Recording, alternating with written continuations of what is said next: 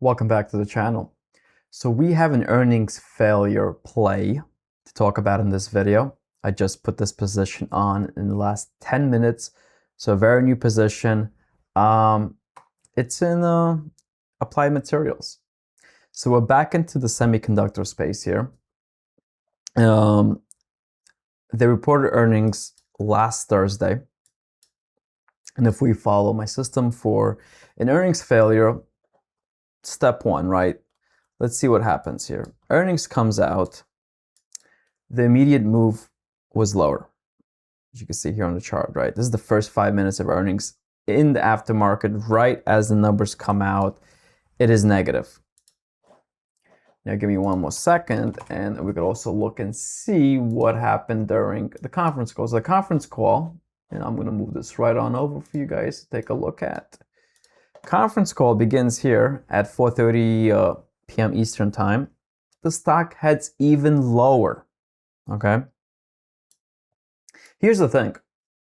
Top line, bottom line guidance, everything, they crushed across the board. They beat estimates. They beat whatever estimates were put on paper that everybody was able to kind of look at, right? But the stock sold off.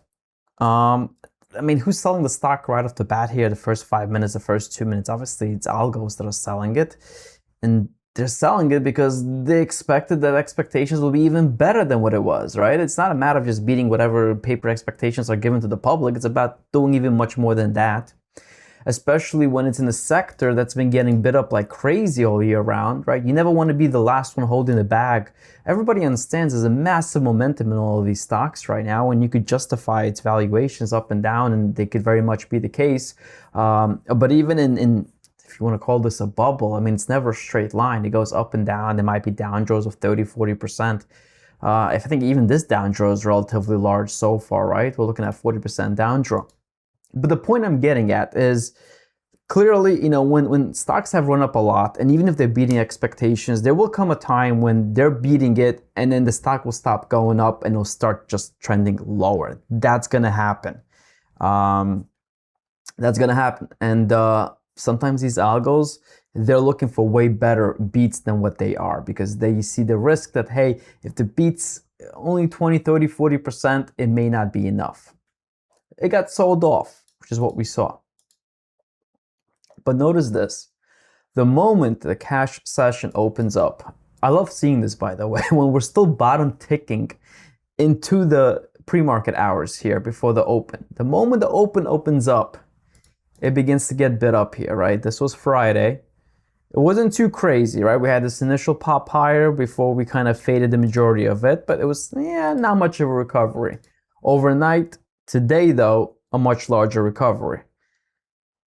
As we kind of move out from there, the white line represents the official earnings failure line, right? Which is the closing value of the candle before earnings came out.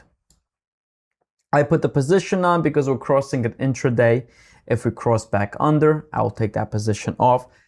Cross back under materially, I do want to say that, because if it finishes under it by like 0.5%, I'm going to wave that off. That's okay. If it's like 2-3% under, that's a different story.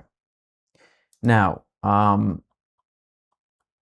here are some of its peers, right? We have ASML. They've been doing the best, probably one of the best out of their group, right? Then you have Lam Research. Its chart is also, in my opinion, looking better than Applied Materials. And then you have KLAC, which about the same looking chart as Applied Materials.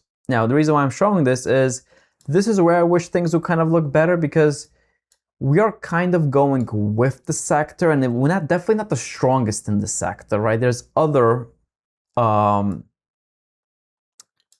chip related, Applied Materials, they make equipment for chip companies. Obviously, other charts look better than Applied Materials. Plus, this whole sector is kind of pushing up. If you look at SMH, SMH has been pushing up all of these days here, right? So we can't really look at Applied Materials and say, well, there's been a relative strength. Actually, there's not. There's been maybe, if anything, a little bit of relative weakness there, right?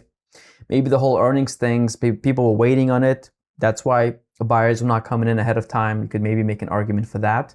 That's one thing that kind of has me tiny bit hesitant. The fact that it hasn't been showing any great strength going into earnings, or even the last 2 days per se, right? It's obviously a little bit hard to tell. And sure, today it's probably the best out of its own group.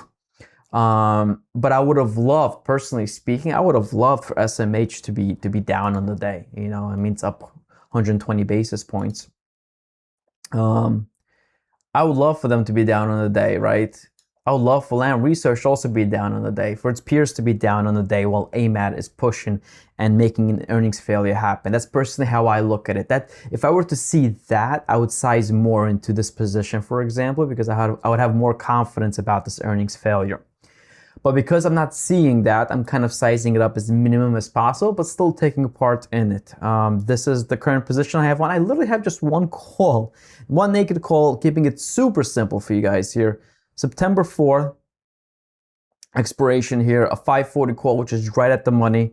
Again, this will come off. This will come off if we close underneath that stop line right there. I mean, you guys see where it is. You guys should know what it is by now. So I'm keeping this trade a small size, small risk. I'll take it off.